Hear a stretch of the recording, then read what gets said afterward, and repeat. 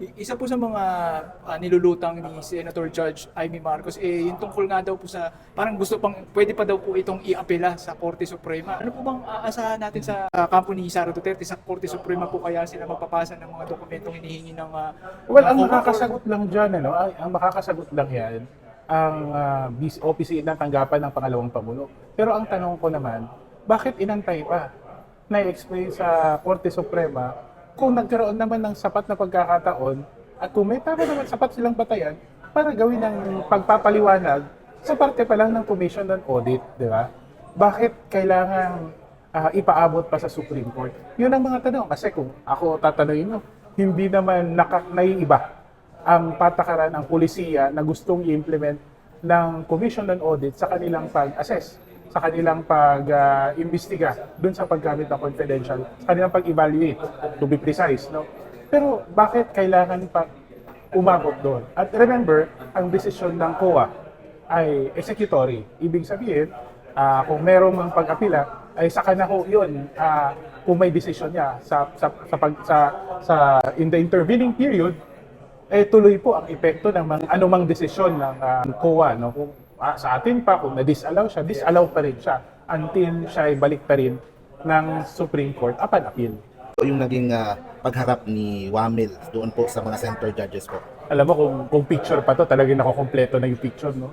Nagsimula tayo na na-prove natin na unusual yung transaction ng pag-encash. Hindi lang unusual din yung request para ang Vice President magkaroon ng Secretary of Education magkaroon ng confidential funds.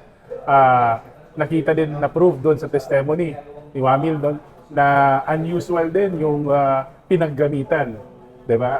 While confidential funds are supposed to be used for, according to the joint memorandum circular, no, na kung saan specified doon kung ano ang scope nito, merong nakapaloob pala na mga request for payment for equipment, purchases for equipment, medicines, and other items, which in the appreciation of the auditor, based on this testimony, hindi po siya saklaw ng confidential fund, na paggamit ng confidential fund. Importante po natin maalala na ang article of impeachment na ito ay misappropriation, misuse and misappropriation of confidential funds. Ibig sabihin, ang tanong dito, nasa tama ba ang paggamit? At kung pakikinggan natin ang testimonya ng ating naging saksi mula po nung unang araw ng article na to, pakikita talaga natin na may mga seryosong tanong na kailangan sagutin ukol sa paggamit.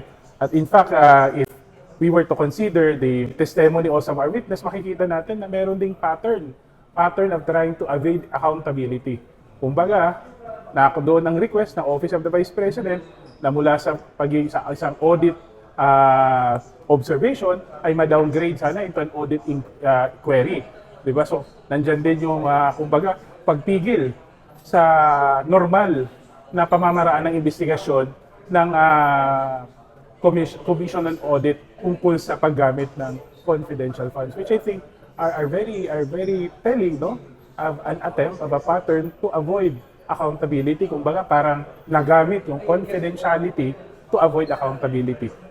Ano po pa nangyari doon sa meeting na yun? Ano po ang sinabi nila ng OVP? Bakit wag na silang issuehan ng AOM? Ano ang kanilang nilarason? Pero hindi naman sila nagbibigay ng mga hinihingi ng COA.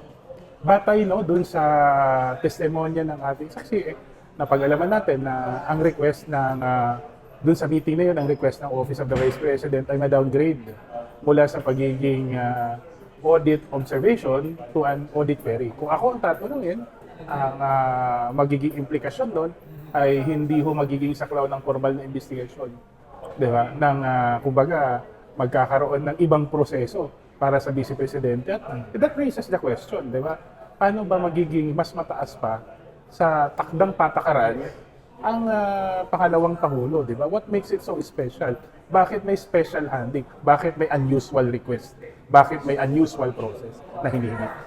Maganda po yung sinabi nyo na nabubuo yung picture no kung paano po yung pag-misuse at mishandle ng confidential funds. So nakita po natin doon sa unang mga witnesses, ano pa po ang next na ipapakita doon po sa mga susunod na witness? Ang i-establish. Ayokong pangunahan, no? Pero ang inaasahan ko ay mapakita yung implications nung pag-ayaw ng Vice Presidente kumbaga, mas ma-establish pa natin na there was a deliberate attempt to escape accountability. Kasi kung ma-establish yan, talagang sapat kailangan nating tanungin. Saan ba talaga napunta ang pera? Bakit may kakaibang mga kagustuhan na hindi sila maging saklaw ng investigation? Bakit mukhang ginagamit ang confidentiality bilang pamamaraan na maiwasan ng pananagutan? Remember, the confidential funds exist for a particular purpose.